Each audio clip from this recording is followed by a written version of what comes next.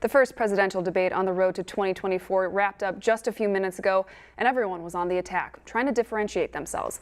Vivek Ramaswamy drawing attention tonight for relentlessly going after Mike Pence and Chris Christie, and for a moment, Nikki Haley, on everything from Ukraine to climate change and former President Donald Trump. And the reality is, you have a bunch of people, professional politicians, super PAC puppets, following slogans handed over to them by their 400-page super PACs last week. The real choice we face in this primary is this. Do you want a super PAC puppet, or do you want a patriot who speaks the truth? Former Vice President Mike Pence making his case tonight, saying his experience in the White House makes him the best choice, drawing a clear contrast with Ramaswamy, who has never held public office. I mean, look, Joe Biden has weakened this country at home and abroad. Now is not the time for on-the-job training. We don't need to bring in a rookie. We don't need to bring in people without experience. We need to bring Pence tonight also rehashing Trump's role on the January 6th insurrection, claiming Trump tried to pressure him to violate the Constitution, and he refused. So tonight we're bringing in an expert to help us understand the impact this debate is going to have going forward to the road of 2024. Karen Kudrowski is a political science professor at Iowa State University. She is joining us now. Karen, we've been saying all along tonight that it was all about candidates really setting themselves apart, making a name for themselves. So is there a candidate or candidates that you think were the most successful in doing that tonight? Well, I think that Vivek Ramaswamy certainly won the race for the number of minutes of talking, and he certainly tried to demonstrate that he was a new voice, that he had revolutionary ideas, and that he represented a new generation.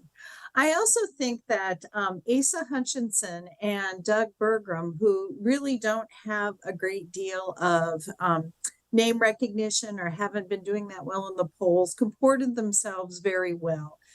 Talking about their records, but also sort of differentiating themselves in some ways from the rest of the field and pointing out their experiences as either as governor or also DEA, in Hutchinson's case. I think that Christie did a really good job of setting himself apart as the Trump critic. And that drew some ire and, in fact, drew some boos from the people in the audience. But he, held his ground and really made the case about, Trump's behavior not being becoming to the president, and that it was time to move on from Trump as well.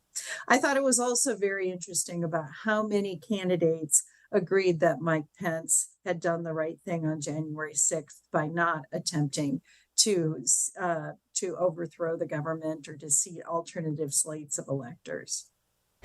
And Karen, obviously quite a lot to unpack tonight, but is there a moment or maybe a take that a candidate had on a topic that really stood out or surprised you, something that maybe you just were not expecting to hear tonight?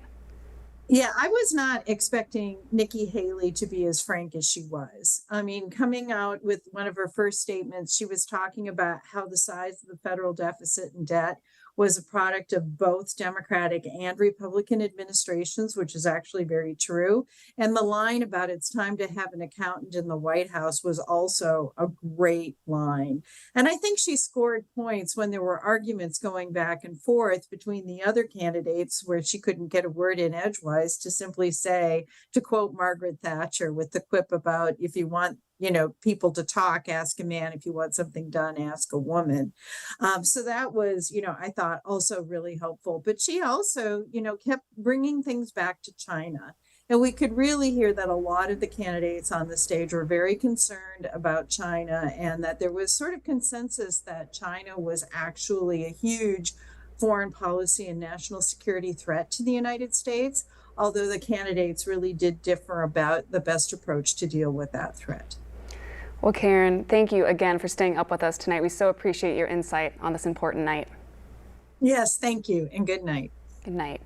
Meanwhile, here in Iowa, we've seen most of the candidates that were on the stage tonight up close and personal as they vied for voters ahead of the caucuses in January. Tonight, Local 5 spoke with Iowa GOP Polk County Chair. She says a big topic she expected to see discussed tonight was the economy. But she says what Iowans are looking for overall is a chance to compare them side by side. I think Iowans are going to be looking for the difference between the candidates because we're fortunate enough to have seen the candidates a lot. We've talked to them up front many times. Some people have seen him many times already. Now, ultimately, Mazza says this debate is a chance. So this debate is the time for candidates to show the difference between each other. Right now, Local 5 is speaking with some of the campaigns to see how they're reacting to their own candidates' performance. We'll have what they have to say and some highlights from this debate coming up a little later on in this show.